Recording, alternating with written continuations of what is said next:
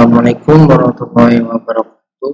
Kita lanjut lagi. Materi kali ini kita akan coba bahas terkait analisis arsitektur enterprise ya di pertemuan kali ini.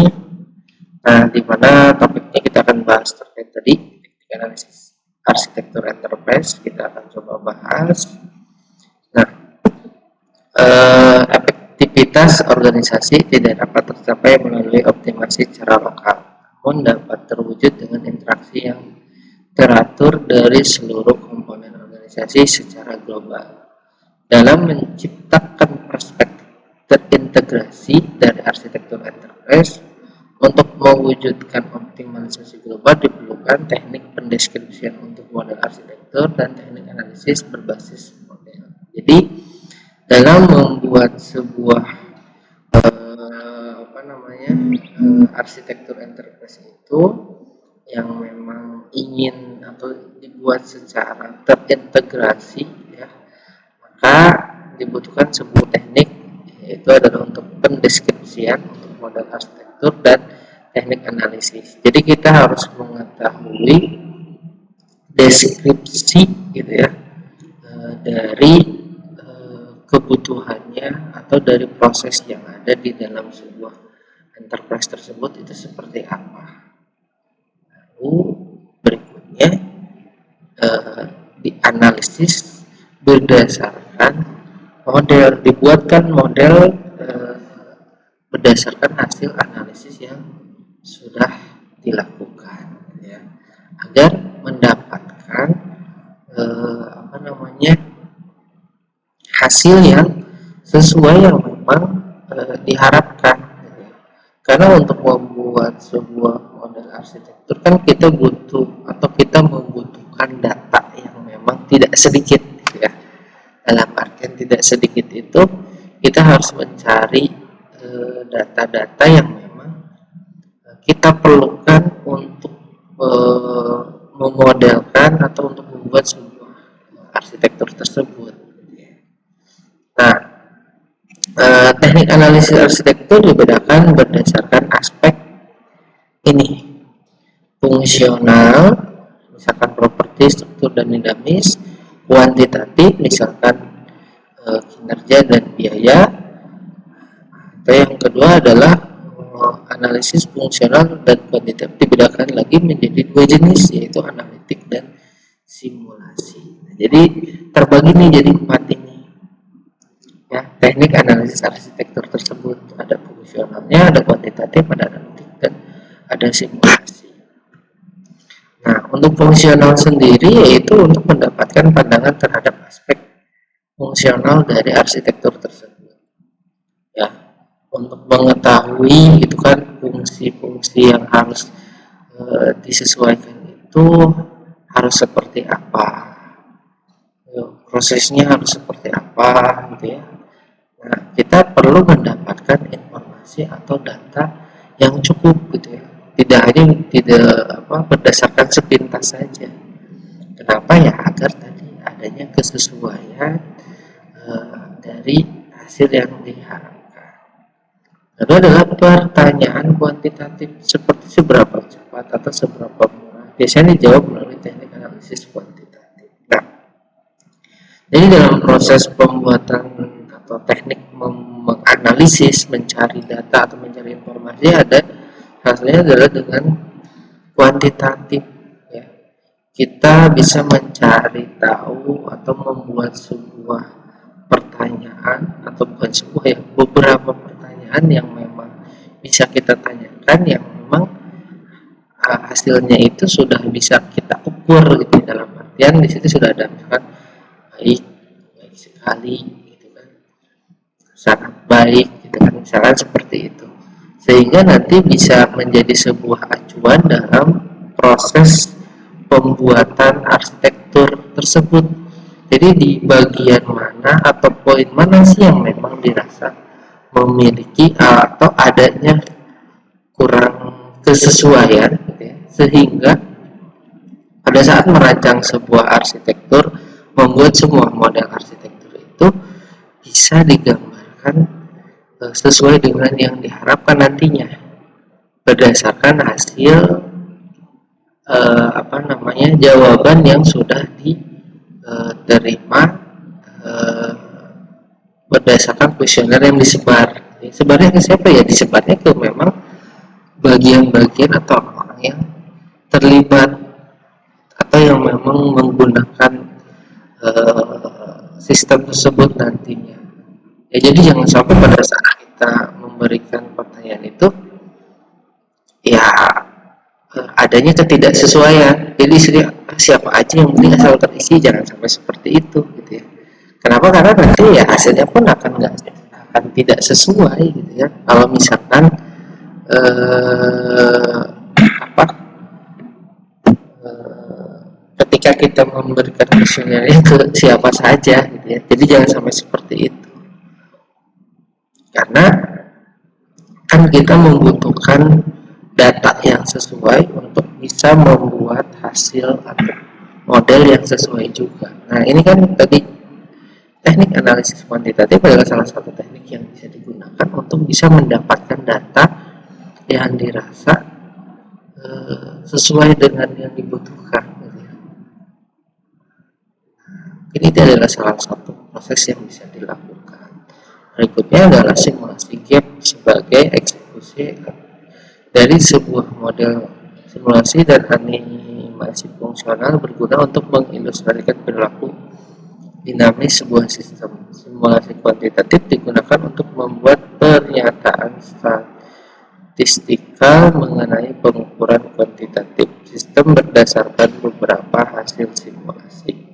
Teknik analitik untuk analisis kuantitatif biasanya lebih efisien daripada simulasi kuantitatif. Lebih cocok untuk memberikan arsitek indikasi awal pengukuran kinerja dan kebutuhan pada model arsitektur. Jadi istilahnya dengan adanya hasil kuantitatif tersebut bisa memberikan arsitek indikasi awal. Oh, berdasarkan olah data hasil kuesioner tersebut, ternyata di bagian-bagian ini yang dirasa adanya kekurangan atau masih belum sesuai. Maka pada saat proses pembuatan arsitektur, model arsitekturnya ya nanti perlunya penyesuaian atau menjadi sebuah indikasi arsitek tersebut untuk membuat sesuatu model yang bisa sesuai dengan kebutuhan atau yang diharapkan.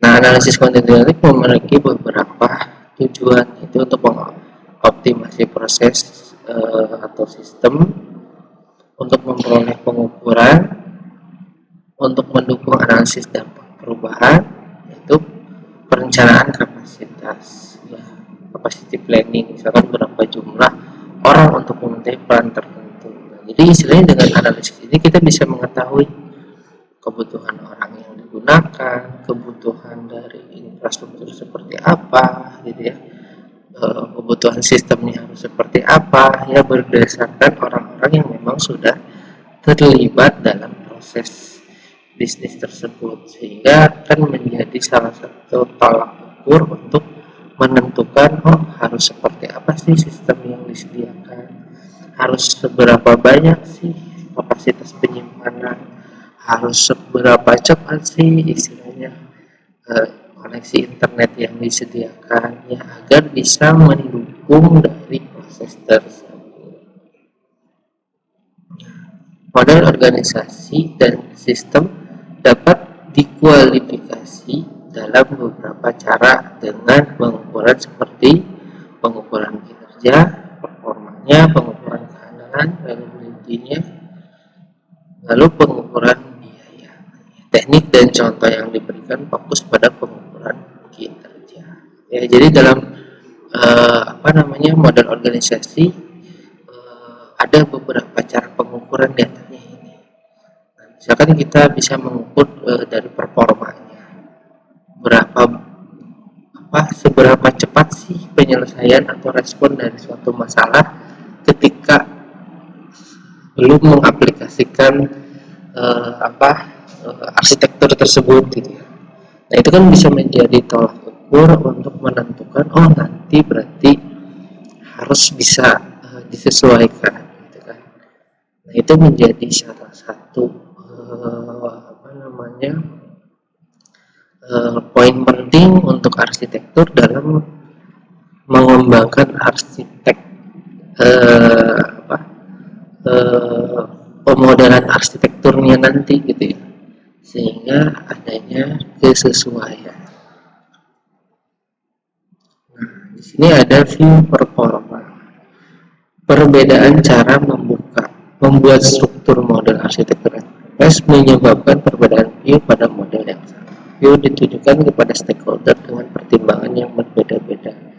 Dalam konteks kinerja sebuah sistem, maka beberapa view dapat dibedakan dengan pengukuran kinerja masing-masing. Jadi ininya maksudnya adalah pada setiap bagian gitu ya, itu mempunyai atau bisa diukur dengan kinerjanya masing-masing. Karena kan mungkin dari satu bagian dengan bagian yang lain itu mempunyai proses yang berbeda, dan pasti kan dalam proses kecepatan, performa atau ketepatannya pun ya disesuaikan. Tidak mungkin antara satu bagian dan yang lain akan disamakan dengan proses pekerjaan yang berbeda gitu ya. Jadi kita harus melihat juga gitu ya, dalam bagian A ini memproses apa sih, dan bagian B memproses apa, sehingga kita bisa menentukan kalau kebutuhannya harus seperti apa ya, agar jangan sampai nantinya ada kecemburuan dalam artian proses yang memang mudah disamakan dengan proses yang dirasa lebih detail, sehingga kan nanti akan ada ketidaksesuaian. Makanya di sini kan kinerja sebuah sistem itu dalam beberapa view dapat dibedakan dengan pengukuran kinerjanya masing-masing gitu ya. Jadi tidak bisa disamaratakan kalau memang dalam prosesnya itu ada perbedaan ya. Itu menjadi satu pertimbangan juga untuk stakeholder gitu ya, untuk pengguna ya, yang memang antara proses A dan B itu kalau ada perbedaan, kecuali kalau memang sama gitu ya prosesnya. Nah ini customer view, jadi stakeholder, pelanggan, pengguna gitu ya, respon gitu kan, waktu, respon time-nya, waktu antaranya gitu kan istilahnya, yang dikeluarkan sebuah permintaan request, seberapa cepat sih gitu kan proses pelayanannya ya. Nah ini menjadi satu pertimbangan juga ya, proses view-nya kan, lalu waktu penyelesaiannya ketika ada sebuah komplain berapa lama langsung bisa direspon ya, seberapa cepat langsung diproses gitu kan. Nah itu menjadi satu pertimbangan kan, kalau sudah perusahaan besar pasti kan prosesnya pun kadang banyak, dan itu jadi satu pertimbangan seberapa cepat sih proses ini bisa diselesaikan atau disesuaikan. Dan product view, waktu pemrosesannya gitu kan, waktu pembuatan produknya seberapa lama, jadi aktual untuk merealisasikan sebuah produk. Nah, biasanya kalau di perusahaan kan dalam sekian menit, sekian jam menghasilkan sekian banyak quantity. Nah itu jadi satu pertimbangan untuk membuat sebuah perancangan sistemnya juga gitu ya, sehingga kan jadi prosesnya harus seperti apa ya, sistem view yang memilih jumlah transaksi atau request yang diselesaikan per satuan waktu tadi bisa berapa lama ya. Lalu ada resource, sumber daya. Nah ini menjadi salah satu poin penting juga ya, sumber daya atau stakeholder itu, karena itu akan menjadi orang yang berperan gitu ya di dalam sistem itu. Jadi ketika kita membuat sebuah sistem dirasa sudah bagus, tapi sumber daya yang tidak mendukung, tidak bisa memanfaatkan sistem tersebut, ya sama aja gitu ya. Makanya dalam mencari sumber daya ya menyesuaikan gitu ya, dengan kebutuhan. Jadi jangan sampai kita pakai sistem tapi sumber daya atau orang yang menggunakannya tidak ngerti sama sekali terkait sistem. Pasti kan akan ada ketidaksesuaian nantinya yang berdampak ya, prosesnya sama saja nantinya gitu kan, tidak akan seperti yang diharapkan. Nah ini teknik analisis kinerja ya, intinya sih ada 3 layer ya. Layer bisnis, aplikasi, sama layer infrastruktur. Arsitektur enterprise mencakup aspek yang sangat luas. Nah ini gitu ya.